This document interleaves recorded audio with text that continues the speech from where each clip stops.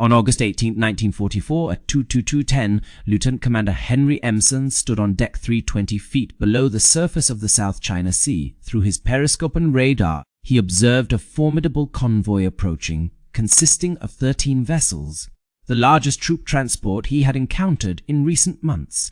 Unbeknownst to him, USS Russia was about to set off one of the most devastating nights in Japanese naval history, leaving an indelible mark on all those managing shipping routes across the Pacific.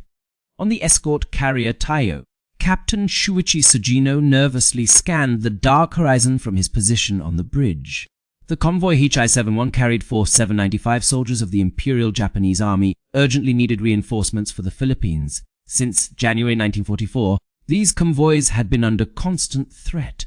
Ships vanished into the abyss at an alarming rate due to American submarines, which the Japanese dubbed the Silent Death. By 1944, this once sporadic menace had evolved into a systematic campaign of destruction that would ultimately result in the loss of 55% of Japan's merchant fleet. Over 5 million tons of shipping would be lost by the end of the war. The true horror was not just in the sheer volume of losses, but in the thousands of Japanese soldiers who perished trapped within sinking hulls, victims of American torpedoes slicing through steel decks. This narrative recounts how American submarines instilled such fear that Japanese merchant sailors began refusing assignments. Convoy commanders were compelled to fabricate routes to avoid known submarine hotspots. The silent killers beneath the waves not only crippled Japan's supply lines, but also shattered the psychological resilience of an empire reliant on maritime trade. The nightmare commenced on December 7, 1941, though not in the manner most recall. While Japanese aircraft struck Pearl Harbor, American submarines from the Asiatic Fleet lay in wait off the Philippine coast. Within hours of the attack, Admiral Thomas Hart issued orders that would shape the submarine warfare in the Pacific theater. Unrestricted submarine warfare was to be waged against Japan without any warnings or leniency. All Japanese merchant ships were now legitimate targets. However, the American submarine fleet was unprepared for this mission. It consisted of only 55 fleet submarines and 18 outdated S-boats. The situation was further complicated by a faulty weapons system, the Mark 14 torpedo, touted as the pinnacle of American naval ordnance, was riddled with fundamental flaws. Its magnetic detonator often exploded prematurely or not at all. Additionally, its depth mechanism malfunctioned, causing it to run 11 feet deeper than intended. The contact exploder would crumple upon impact instead of detonating. For nearly 18 months, American submarines fired torpedoes that consistently failed to explode when striking Japanese vessels. Lieutenant Commander Lawson Ramage aboard USS Trout documented his despair in December 1941 after firing 4 torpedoes at a stationary Japanese transport from 500 yards. All 4 hit the target with metallic clanging sounds but did not detonate, allowing the ship to escape unscathed. The sound of these non-explosions became an ominous echo for every submariner, referred to as the sound of betrayal. In early 1942, Japanese merchant officers sailed confidently, assured by their military that American submarines presented little threat. This assurance stemmed from Japanese anti-submarine doctrine formulated in the 1920s and early 1930s, which assumed submarines would primarily target warships rather than civilian vessels. Japan had not adequately prepared for combating commerce raiders before entering the war. When hostilities commenced, the Imperial Japanese Navy had designated only 47 ships for escort duty to protect convoys, while Britain utilized more than 400 vessels in the Atlantic Ocean. The depth charges used by Japanese forces were set to detonate at a mere 60 feet, whereas American submarines frequently operated at depths exceeding 300 feet. Captain Tamikahara of destroyer Shiga later documented his thoughts. "We viewed submarine defense as secondary and entrusted it to outdated ships manned by novice crews. Our elite destroyer fleet was reserved for high-stakes engagements against U.S. carriers and battleships, considering the protection of merchant vessels beneath the dignity of samurai warriors. This disregard for defensive operations would prove detrimental to Japan's war efforts. By mid-1943, American submarines had overcome their torpedo issues through the resourcefulness of commanding officers who conducted unauthorized tests. Admiral Charles Lockwood demonstrated that the Mark 14 torpedoes ran too deep by firing at fishing nets suspended at known depths and found they passed underneath. Submarine crews also verified that the contact exploder failed to detonate on impact, as evidenced when test firings against Hawaiian cliffs resulted in the torpedo striking but not exploding until it tumbled back into deep water where pressure triggered its explosion. With these defects resolved, American submarines became formidable commerce raiders, emerging as the less lethal force of their kind in naval history. The mathematical inevitability of destruction began to tilt decisively against Japan. In 1942 alone, U.S. submarines sank around 180 Japanese merchant ships, totaling nearly 725,000 tons. However, torpedo production constraints initially limited their effectiveness. Many skippers trained during peacetime were overly cautious. As aggressive commanders took over and code-breaking revealed convoy routes, along with the annual delivery of 40 new submarines, the campaign intensified beyond Japan's capacity to counteract it. On February 8, 1943, Yoshio Nakamura, executive officer on board the cargo ship Tatsutamaru, penned his last diary entry titled Radar Contact, American Submarine.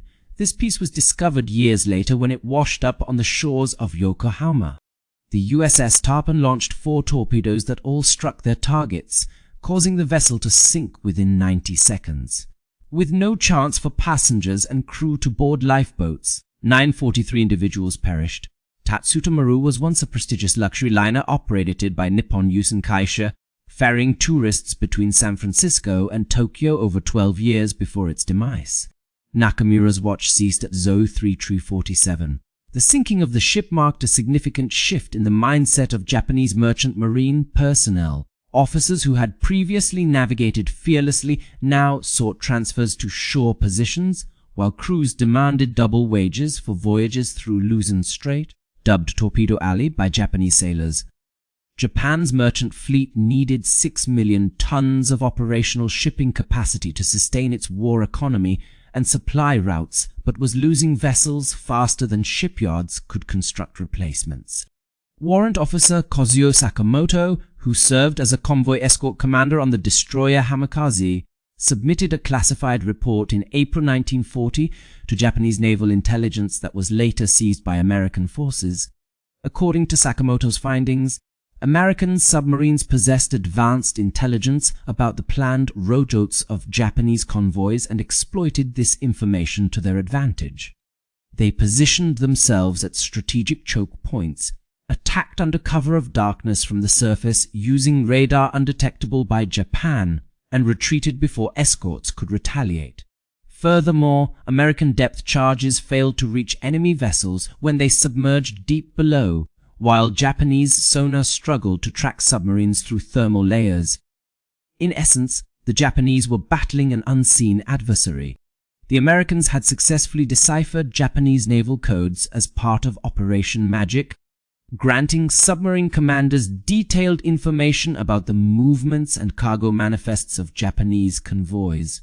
American submarines were able to pinpoint the exact locations and arrival times of Japanese targets thanks to breaking the merchant shipping code. This tactic transformed naval engagement into a methodical slaughter scheduled in advance. By mid-1943, the number of American submarines operating in the Pacific had surged from 55 to 104. Each vessel conducted around 5 patrols annually, each lasting roughly 60 days.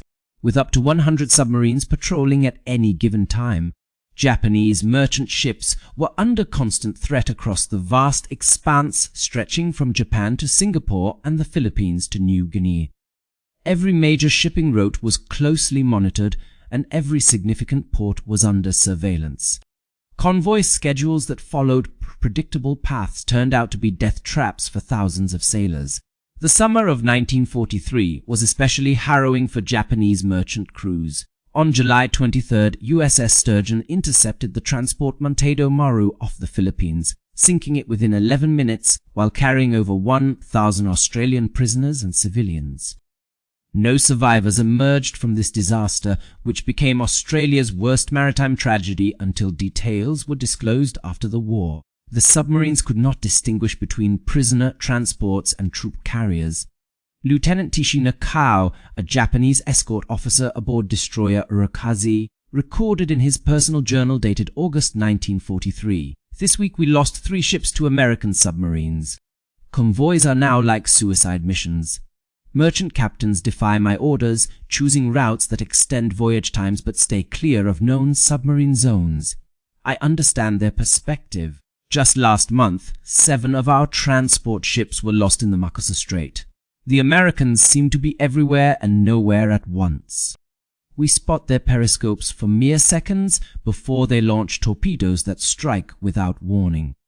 By the time we're ready with depth charges, they've already disappeared into the depths. Our escort vessels spend hours dropping depth charges into empty waters while survivors struggle in the sea, unable to be rescued due to the danger of more attacks. The casualties were not limited to just military personnel. Japanese transports also carried hundreds of thousands of forced laborers known as Russia from occupied territories. These individuals, locked in the holds, perished without any chance of survival when their ships went down. Moreover, Allied prisoners of war were being transported on unmarked vessels called Hell ships by survivors. When these vessels were attacked and sunk by American submarines, thousands of prisoners lost their lives. Estimates suggest that around 800 Allied prisoners of war died in submarine attacks during the Pacific War. The Americans had no way to know that prisoners were aboard since Japanese vessels did not adhere to Geneva Convention protocols for marking ships. By January 1944, Japan's shipping crisis had reached a critical point. The empire needed 5.9 million tons of merchant shipping to sustain both its domestic economy and military operations, but the actual available tonnage had dropped to just 4.1 million tons. New construction could not compensate for these losses. In January alone, 112,000 tons were sunk, followed by a staggering loss of 17,000 in February. In March of that year, 167,000 tons of shipping were sunk. In March 1944, a document was distributed among Japanese merchant marine officers and later captured by American intelligence in Manila. This document, titled Analysis of Convoy Defense Failures, exposed the dire situation. American submarines use surface radar at night for attacks, an ability that our escort vessels lack. They operate in coordinated wolf packs, which we thought only German forces could accomplish. Their torpedoes are highly reliable and explode upon impact, unlike ours, which frequently malfunction. Most importantly, they receive intelligence about convoy routes from unknown sources, allowing them to position themselves strategically ahead of time. Our defensive measures have proven ineffective. Strengthening escort forces does not reduce losses, and rerouting convoys merely reveals new submarine patrol zones. The American submarine fleet is too large, skilled and well-informed for our countermeasures to be effective. In his diary in April 1944, Captain Yasu of the Grand Escort Force Headquarters wrote, "We are losing this war one transport at a time. The Army demands reinforcements for the Philippines, New Guinea, and the Mariana Islands. Each convoy we send suffers significant losses. Last week, the Tichy convoy lost 4 transports to submarine attacks, resulting in over 4,000 casualties among veteran troops from China who cannot be easily replaced. The Americans do not need to invade if they can starve our garrisons and sink our reinforcements." The sinking of the Yoshida Maru by USS Jack on April 26 highlighted how thoroughly American submarines dominated Pacific waters. This convoy was carrying the 37th Division bound for Mindanao and the 35th Division destined for Western New Guinea, with 1544 soldiers losing their lives in this tragic incident. On May 6, USS Gernard sank the transport Aden Maru, resulting in the deaths of 350 troops. Later that same day, USS Anger attacked and sank Taimaru, claiming an additional 600 lives. Lastly, USS Gernard returned to destroy Tenshin Maru, leading to the loss of 1,500 soldiers. The remaining vessels from the Tetchi convoy were forced to divert to Halmahara, where their depleted divisions were disembarked far away from their intended destination. Soon after, Douglas MacArthur's forces moved in to invade Hollandia, effectively bypassing the defensive positions these units were supposed to occupy. This failure of the Taichi convoy compelled Japanese Imperial headquarters to recognize that Western New Guinea could no longer be reinforced or protected. However, nothing could have prepared them for the night of August 18, 1944, when Convoy WWII-71 encountered a waiting American submarine wolf pack. Commander Henry Emson aboard USS Russia had been monitoring the convoy since afternoon and noticed 9 separate aircraft patrols to the north, indicating that this was likely an important shipment. As darkness set in and stormy weather moved in, Menson positioned his ship for attack. At 2:03 hours, he launched 2 stern torpedoes at tanker Timaru. Both hit their mark, causing the fuel-laden vessel to erupt into a massive fireball reaching up to 300 meters high, with debris scattered as far as 150 meters from the burning wreck. The escorts responded with wild gunfire and depth charges aimed well behind Russia's location. At 2:33 hours, Menson unleashed 6-bow torpedoes at the largest ship in the convoy, transport Timaru, a 17-537-ton former French liner. Aboard Timaru, where 495 Japanese soldiers and 427 civilians were settling down for the night, the impact of the torpedoes triggered immediate chaos as water began flooding into the darkened compartments. Men scrambled up ladders in a desperate bid to reach the deck, but most were unable to do so. The vessel Timaru sank within around 4 minutes. After tolling survivors days afterward, it was discovered that 265 individuals perished. Approximately 100 people managed to survive the initial sinking and found themselves adrift in turbulent waters. On board the escort carrier Taiyo, Captain Kimura instructed his crew to prepare aircraft for a search mission aimed at locating the submarine responsible for the attack. However, before any planes could be launched, USS Redfish fired 4 torpedoes at Taiyo. 2 of them struck their target, causing aviation fuel in the ship's hangar deck to ignite and spread rapidly. The escort carrier eventually sank around 2:30 hours, claiming the lives of about 50 crew members. Just after midnight, Russia launched another attack, firing 4 torpedoes at cargo transport Ain Maru. 3 hit their mark, setting off a catastrophic explosion due to the ship's ammunition cargo. This detonation sent a shockwave over Russia's bridge, located approximately 2 kilometers away, momentarily disorienting the crew on board. Meanwhile, Menson maneuvered Russia sharply to the right and launched 2 stern torpedoes at the armed merchant cruiser Noshiro Maru. Both torpedoes hit their targets, causing the ship to slow down significantly to just 5 knots before starting to sink. At 03:33 hours, USS Spadefish under Lieutenant Commander Gord Underwood fired a salvo of 6 torpedoes aimed at the landing craft depot ship Tamatsu Moru. 2 torpedoes hit the ship, causing it to capsize within minutes. The massive 460-foot vessel quickly sank, taking 4 755 troops and 135 merchant seamen with it. Later that afternoon, rescue ships discovered debris from the Tamatsu Maru. Around 2,000 bodies were floating in the water. Strong seas from a typhoon had dispersed the convoy, making rescue efforts ineffective. Many survivors who managed to escape into the sea eventually drowned due to the ongoing storm conditions.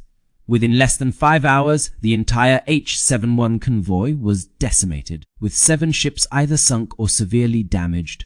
Over 500 Japanese personnel perished in the attack, while there were no American casualties. The submarines emerged unscathed except for minor hull cracks on Spadefish caused by a distant depth charge explosion. This devastating blow dealt to Convoy HI-71 had significant psychological repercussions throughout the Japanese merchant marine and naval command structure. Rear Admiral Soto Musato, who would later oversee Convoy HI-81, penned a confidential report to the Grand Escort Force stating, "The Americans have hunned submarine warfare to an unprecedented level that we cannot counter. They conduct coordinated attacks using radar for surveillance while remaining undetected. Their torpedoes are highly accurate and launched from positions we can't identify. Our escort vessels are rendered powerless against these tactics. We deploy depth charges randomly in hopes of striking a lucky blow, but the submarines evade by diving deep beneath our explosions. As a result, countless soldiers drown. This must cease. We require radar systems, enhanced sonar capabilities, and additional escort vessels urgently. Without these critical tools, each convoy faces the grim prospect of becoming a slaughterhouse. Japan lacked radar technology, superior sonar equipment, and sufficient escorts to protect its ships effectively. Resources allocated for destroyer production were diverted from aircraft and tank manufacturing. The most capable destroyers were deployed for offensive missions against American carrier groups. Obsolete destroyers and converted civilian vessels served as the primary escort forces. Japanese radar development trailed behind American advancements by 3 to 4 years, with initial shipboard radar units only appearing in late 1943 and installation progressing slowly thereafter. In contrast, every American submarine was equipped with multiple radar systems for surface detection and air warning mid-1943. Captain Kazushige Matsumura, a survivor of the sinking of Nita and Maru in September 1944, who served as a merchant marine officer, described during post-war interviews the sheer terror experienced by Japanese sailors.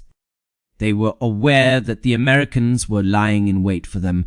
The question was not whether an attack would occur, but when it would strike. Navigating through the Luzon Strait at night, every crew member remained vigilant, staring into the darkness and straining to hear the ominous sound of incoming torpedoes. Once the churning wake became audible, sailors had around 20 seconds to decide between jumping overboard or rushing to lifeboats. Usually, there was no time for either option. The torpedo struck, causing a violent jolt as water flooded in. Those below deck often drowned. If you found yourself on deck during an attack, survival was possible only if the ship went down slowly enough to allow lifeboats to be launched. However, most ships sank within minutes. American submarines used coordinated torpedo attacks that ensured multiple hits. We referred to these torpedoes as silent death because they approached without warning. All you heard were the sounds of the torpedoes in the water, followed by explosions and screams. By late 1944, the situation had worsened beyond what Japanese planners had expected. In November 1944, Convoy WWII set out from Manchuria to deliver the 23rd Division to the Philippines. This convoy included escort carriers Shinoyo and Akitsu Maru, destroyer Kashi, several escorts, and 3 landing craft depot ships Shinshu Maru, Kibitsu Maru, and Meyasan Maru. These transport vessels alone carried over 400-500 soldiers. On November 7, 1944, U.S. Queenfish launched 4 torpedoes at Akitsu Maru. 3 of the torpedoes hit their mark, causing the escort carrier to sink within 3 minutes. About 250 men lost their lives, primarily soldiers from the 23rd Division who were trapped below deck. Hours later, USS Picker fired torpedoes at Meyasan Maru, leading to an explosion and rapid sinking that resulted in the deaths of around 437 individuals. The following night, USS Spadefish targeted the convoy once more, firing 4 torpedoes at escort carrier Shinoyo. All 4 hit, causing a fire aboard which led to its swift demise, with approximately 130 Japanese sailors losing their lives. Submarine chaser number 156 was also destroyed, taking all crew members down with it. Over the course of 4 days, Convoy WWII suffered significant losses, including 4 major vessels and nearly 7,000 fatalities among the Japanese personnel. The remnants of the convoy returned to Shanghai, regrouped with new escort ships, and then split into 2 smaller groups. By December's end, one contingent had made it to Manila, while another arrived in Singapore on December 4th.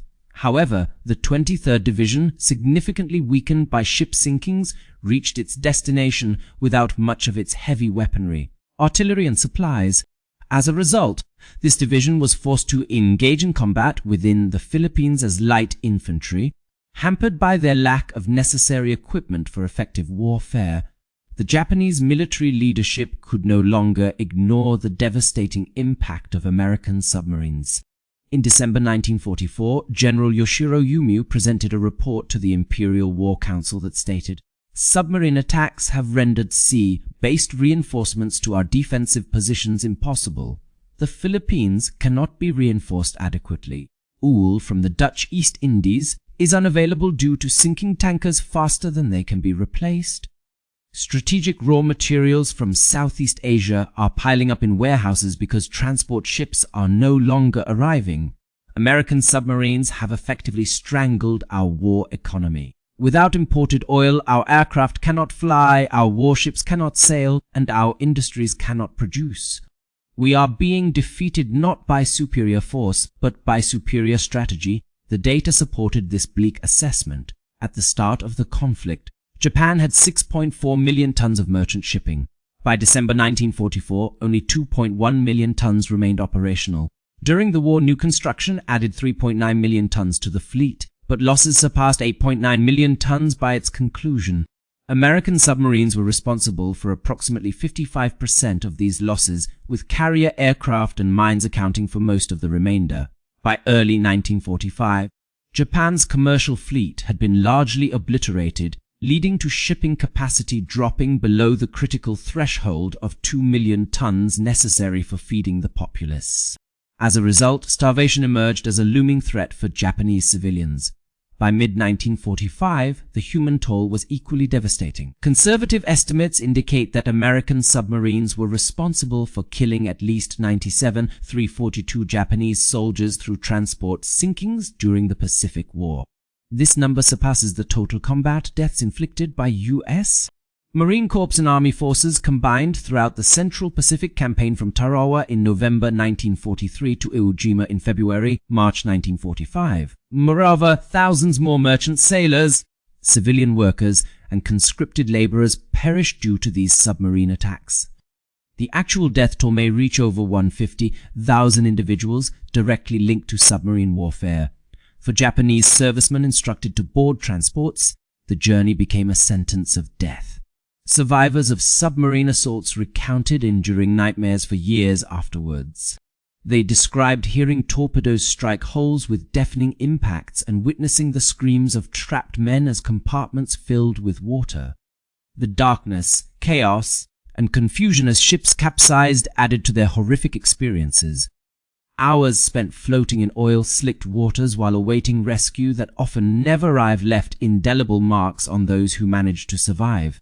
Ensign Haruki Atito, a survivor of the sinking of Maisen Maru, recounted his ordeal in a 1978 interview. He clung to debris for 18 hours before being rescued after a torpedo struck the vessel with an explosive force akin to a massive hammer hitting iron. The ship lurched violently, causing men to fall down ladders and crush those beneath them as water rapidly filled the hold. The emergency lights went out instantly, plunging everyone into total darkness. Thousands of men attempted to make their way up to the deck, but most failed to locate the ladders. Those who did discover them found them jammed with terrified soldiers. As the ship began to list and sink, I was fortunate enough to be on deck when a torpedo struck, sparing my life. After jumping into the water, I swam away from the sinking vessel. The entire ordeal lasted about 2 minutes before the ship submerged completely. Strong suction currents dragged many men underwater, where they screamed until there was only silence. For 18 hours I floated in the water until a patrol boat rescued me. Out of the approximately 400-500 men on board, fewer than 700 managed to survive. Every time I close my eyes, the images of the sinking ship and the screams echo in my mind without ceasing. By early 1945, American submarines encountered an unforeseen challenge, a lack of targets to attack. The Japanese merchant fleet had been almost entirely wiped out, leaving many submarines returning from patrol missions with unused torpedoes. Lieutenant Commander Eugene Fluckey of USS Barb resorted to using his deck gun to attack trains and factories along the Japanese coast because there were no ships left to target. Meanwhile, Commander Lawson Ramage of USS PH requested a transfer as submarine warfare seemed obsolete due to the scarcity of targets. The strategic impact of the submarine campaign surpassed all pre-war expectations, ultimately causing Japan's war economy to collapse not through destruction of factories, but by severing the supply lines for raw materials needed in manufacturing. Oil tankers from the Dutch East Indies never made it to Japan due to being sunk en route. Rubber, tin, and other critical resources gathered in Southeast Asian ports but could not be transported. Food supplies from Korea and Manchuria were urgently needed to feed Japanese civilians but could not be safely delivered. By March 1945, Japan's oil reserves had been nearly depleted. The combined fleet struggled without sufficient fuel. Aircraft were grounded due to a lack of aviation gasoline. Training flights were cancelled because there was no fuel to spare. The once powerful Imperial Japanese Navy, now reduced to just a few functioning warships, remained docked as stationary batteries unable to venture out into the sea. In April 1945, submarine USS Tyrant under Lieutenant Commander George Street carried out one of the last major submarine operations of the war, sinking 4 ships in the Gulf of Tonkin. By that time, meaningful Japanese merchant shipping had largely ceased to exist. The battle against commerce was over. Submarines emerged as the victors. When Japan surrendered on August 15, 1945, what remained of its merchant fleet consisted of only 1.5 million tons of mostly damaged or barely operational vessels. Of the original 6.4 million tons that existed in December 1941, plus an additional 3.9 million tons constructed during the war, a total of 8.8 million tons had been sunk or destroyed. The Japanese merchant fleet was obliterated more comprehensively than any other merchant fleet in history. American submarine losses throughout this campaign amounted to 52 submarines and 560 American submariners killed, representing a casualty rate of 22%, the highest among all U.S. military services during World War II. However, the exchange ratio was devastating for Japan. For every American submarine lost, approximately 170,000 tons of Japanese shipping were destroyed along with thousands of personnel. No military campaign in history achieved such strategic results using a smaller force. Less than 2% of the U.S. Navy's tonnage was made up of 288 American submarines, which managed to throttle an empire through their remarkable effectiveness. This superiority stemmed from a combination of several key elements that worked in tandem. Firstly, there was technological supremacy. The U.S. submarines were equipped with advanced surface search radar and aircraft warning radar, both far superior to Japanese counterparts. Additionally, by late 1944, American subs had sonar systems capable of detecting mines. Once issues with the Mark 14 torpedo were resolved, it became an efficient killing machine, boasting a range of 400-500 meters at speeds of 46 knots. Meanwhile, the silent Mark 18 electric torpedo left no trace that could reveal the submarine's location. Secondly, intelligence superiority played a crucial role. Operations such as Magic and Ultra Code Raiding provided early warnings about convoy routes, schedules, and compositions, allowing American submarines to anticipate target movements well in advance. This enabled them to position themselves strategically for optimal attacks before their prey even arrived. Thirdly, tactical innovation was pivotal. In 1943, the U.S. Navy adopted Wolfpack tactics, similar to those pioneered by German U-boats but refined specifically for the expansive Pacific theater. By coordinating multiple submarines against a single convoy, they overwhelmed Japanese escort vessels and ensured that convoys could be destroyed even if some submarines were forced to retreat. Lastly, there was a decisive shift in operational doctrine following the attack on Pearl Harbor. The U.S. Navy swiftly abandoned pre-war limitations on submarine warfare under Admiral Chester Nimitz's leadership, authorizing unrestricted submarine operations shortly after the assault. Merchant vessels received no prior warnings, and all Japanese ships were treated as military targets. This uncompromising strategy, though debatable, proved highly successful. Fifthly, industrial output played a significant role. During World War II, U.S. shipyards manufactured 288 submarines, continuously replacing losses and expanding the fleet. In comparison, Japan produced fewer than 170 submarines over the same time frame, primarily targeting warships rather than merchant vessels. Despite having excellent torpedoes and advanced technology, Japanese submarines sank only about 1 million tons of Allied merchant shipping throughout the entire conflict. Conversely, American submarines managed to sink more than 5 million tons of Japanese shipping in the same period. Finally, crew quality was a critical factor. American submarine crews were composed of volunteers who received extensive training and were highly motivated. Rest policies between patrols prevented combat fatigue, and submarine service offered better pay and living conditions compared to surface ships. Competition for submarine assignments was fierce.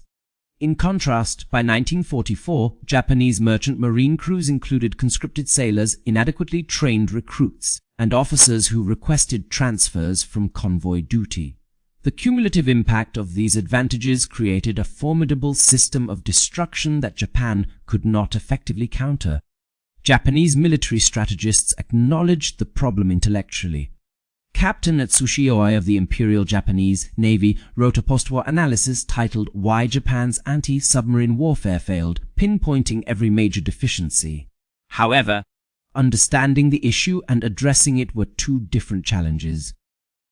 Japan lacked both the industrial capacity to produce hundreds of escorts and the technological foundation to develop radar and sonar systems comparable to those of the United States. Japan's cultural rigidity prevented a transition from offensive naval tactics to defensive convoy protection strategies. Most importantly, Japan lacked the necessary time. By the moment Japanese naval strategists realized the severe implications of submarine warfare, their merchant fleet had already been decimated. For those who managed to survive World War II within the Japanese merchant marine, the haunting memories of American submarines persisted for decades. At a 1987 gathering in Tokyo of surviving members of the Japanese merchant navy, numerous testimonies highlighted the enduring psychological trauma caused by these encounters. Former Captain Tishi Yamada, having survived 3 distinct submarine attacks, recounted his recurring nightmares. Despite being 82 years old and 42 years after the war's conclusion, he still experiences vivid dreams every night. In each dream, he finds himself on the bridge of his ship, witnessing a periscope breach the water's surface, hearing torpedoes launch, and attempting in vain to maneuver his vessel out of harm's way. The impact of these torpedoes causes violent shaking, followed by screams from his crewmates. Each night for 42 years, he relives this traumatic event. For Captain Yamada and others like him, the American submarines were apparitions. Rarely seen except through fleeting glimpses of periscopes, they were omnipresent, ever vigilant and ever ready. Our lives were consumed by fear of the silent killer. Kenji Matsumoto, a former engineering officer who had been rescued after the sinking of transport Asamaru in November 1944, remembered the moment their ship was struck. We were about 60 miles south of Formosa when the torpedoes hit. I was down in the engine room at the time. The impact hurled me against a bulkhead, water began pouring in, and the lights went out. In the darkness, I felt my way to the ladder.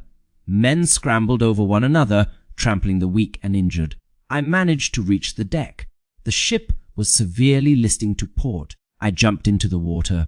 Oil slicked the surface. When I opened my eyes, it stung them from the oil. I swam away from the sinking vessel as best I could. Behind me, cries echoed from men still trapped on board. I floated for 6 hours before being rescued. Out of the 600 men on board, only 184 survived. The American submarine responsible had vanished without a trace.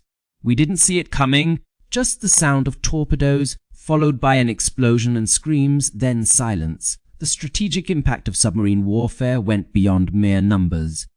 American submarines compelled Japan to implement convoy systems that severely hampered shipping efficiency. Vessels often sat idle for days or weeks while waiting to form convoys. Zigzagging routes designed to evade submarines extended voyage durations significantly. Slower convoy speeds meant fewer trips per year for each ship, exacerbating the problem. Coupled with actual losses, these inefficiencies reduced Japan's effective shipping capacity by roughly 60%, even for surviving vessels. Additionally, submarine warfare compelled Japan to divert resources from offensive operations to defensive measures aimed at protecting convoys. Destroyers that could have escorted carrier task forces were instead tasked with convoy protection. Aircraft capable of attacking American bases were redirected to anti-submarine patrols. Radar systems intended to warn against American bomber raids were employed in the search for submarines. The psychological strain of defending against an unseen enemy, which struck without warning, dominated Japanese military planning over the last 2 years of the war. Perhaps most critically, submarine warfare rendered Japan's defensive strategy unfeasible. Operation SH, designed to defend the Philippines with substantial reinforcements, was thwarted by American submarines that intercepted and sank transport convoys carrying these reinforcements. As a result, Japanese forces in the Philippines were significantly undermanned during the Battle of Leyte Gulf in October 1944. Throughout the Pacific Islands, Japanese defensive positions suffered from inadequate supplies and understrength garrisons due to submarine interdictions of supply lines. General Douglas MacArthur's island hopping strategy succeeded partly because Japanese garrisons were isolated, undersupplied, and unable to receive reinforcements. American submarines created this isolation, leading to numerous bypassed Japanese garrisons that withered on their islands as MacArthur advanced toward Japan. The effectiveness of the American bombing raids on Japanese cities was partly due to a shortage of fuel for Japanese fighters, which were unable to intercept incoming bombers. Submarines had sunk the oil tankers that would have transported crude oil from the Dutch East Indies to Japan's refineries. The United States submarine campaign against Japan stands as one of history's most successful operations in naval commerce warfare. German U-boats sank 14 million tons of Allied shipping during World War II, but failed to cut off Britain's supply lines. Conversely, British submarines targeting German commerce were restricted by Germany's connections to European resources. Japanese submarines focused mainly on warships and had little impact on merchant ships. Only the United States achieved total destruction of an enemy's merchant fleet through submarine warfare alone, crippling Japan's economy. This campaign left a lasting legacy that shaped naval doctrine globally after World War II. Recognizing the effectiveness of submarines, the U.S. Navy prioritized nuclear-powered subs during the Cold War.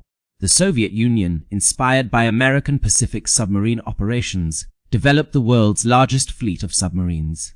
Current naval warfare doctrines anticipate that submarines will dominate commerce warfare in future conflicts. The psychological impact of stealthy and unpredictable attacks remains a cornerstone of modern submarine warfare theory. For Japan, the submarine campaign caused significant trauma that influenced maritime policies post-war. The Japanese Maritime Self-Defense Force, established after World War II, placed a strong emphasis on anti-submarine warfare. Expertise in sonar and anti-submarine technology became world-leading as a result. The memory of losing 8.8 million tons of shipping and over 100,000 lives to submarines led to a cultural commitment to avoid such vulnerability again. On the 50th anniversary of the war's end in 1995, Tokyo dedicated a memorial honoring Japanese merchant mariners who perished during World War II. The memorial lists 60,000 names of sailors killed by submarine attacks. An inscription on the wall reads, "They sailed into danger knowing death awaited them." Their dedication to their country continued until they were claimed by the sea, and their sacrifice must always be remembered. The names inscribed on that memorial include those who perished in numerous convoy disasters. Among them are the 4 755 men from the Tomatsu Maru, lost within minutes when hit by USS Spadefish, the 2 665 people aboard Tiamaru, torpedoed by USS Russia, the 3 480 soldiers on Maisen Maru, destroyed by USS Pikuda, and the 1 481 passengers and crew of Tatsuta Maru, sunk by USS Tarpon. These figures represent just a small portion of those who died. For every individual named as a casualty, 3 more perished without their names ever being recorded, victims of ships that sank so completely that it was impossible to compile accurate lists of casualties. The full tally of American submarine warfare against Japan is staggering. 314 Japanese merchant vessels sunk, over 5.3 million of merchant shipping destroyed, and 97 342 Japanese soldiers killed in transport ship sinkings. Thousands more merchant sailors and forced laborers lost their lives. This relentless campaign effectively strangled Japan's war economy by preventing strategic resources from reaching the homeland. Oil supplies were depleted, food imports ceased, and industrial production ground to a halt, achieved by a submarine fleet that never exceeded 288 vessels manned by 36,000 personnel. These feats came at an immense human cost for the American submariners who fought in the Pacific War, with a staggering casualty rate of 22%, making it the highest among all U.S. military branches during World War II. They endured significant losses. 52 submarines and 361 sailors lost at sea, operating beneath the waves largely unnoticed by the public and unheralded in news reports. Their accomplishments remained classified until after the war's conclusion. Facing prolonged depth charge barrages, crushing pressures at extreme depths, mechanical breakdowns far from assistance, and constant psychological strain due to the lethal consequences of any error, these submariners persevered against overwhelming odds. Their efforts revolutionized submarine warfare, transforming it from an experimental weapon into a dominant force in naval combat. They demonstrated that a small contingent of highly skilled personnel equipped with advanced technology could produce strategic outcomes disproportionate to their numbers. Furthermore, they showcased how systematic economic warfare could more effectively undermine an adversary's war-making capabilities than direct military engagements. Their success underscored the critical roles played by intelligence, technological superiority, and tactical creativity in overcoming numerical disadvantages and securing total victory. For Japanese merchant sailors, naval officers, and soldiers who encountered American submarines during the conflict, these encounters were marked by a sense of vulnerability and dread. Navigating through waters patrolled by unseen adversaries, they witnessed torpedoes emerging from darkness to breach steel hulls with devastating force. They heard the cries of trapped crewmen as compartments filled with water, and often found themselves adrift in oil-slicked seas hoping for rescue that rarely materialized. Yet, duty compelled them to continue their missions despite overwhelming fear. Among all threats faced by Japanese sailors and soldiers during the Pacific War, American submarines evoked the greatest terror because they represented an uncounterable, unpredictable menace lurking unseen beneath the waves. They had no choice but to press on and hope for survival, though most did not succeed.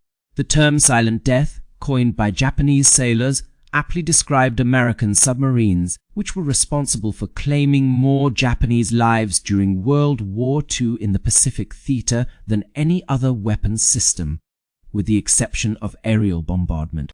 These submarines devastated Japan's capacity to maintain its empire, cut off isolated garrisons across the Pacific, and choked Japan's wartime economy. 6 decades after the war's conclusion, survivors still awoke screaming from nightmares involving torpedoes striking their ships. American submarines did more than just sink vessels. They decimated Japan's capability to wage war and eroded the confidence of every Japanese sailor who witnessed his ship vanish beneath the waves. The terror was not about dying in combat, but rather perishing helplessly, trapped inside a sinking hull, drowning in darkness while an unseen adversary escaped unscathed. This fear is what led Japanese sailors to regard American submarines as the most dreaded weapon they faced in the Pacific.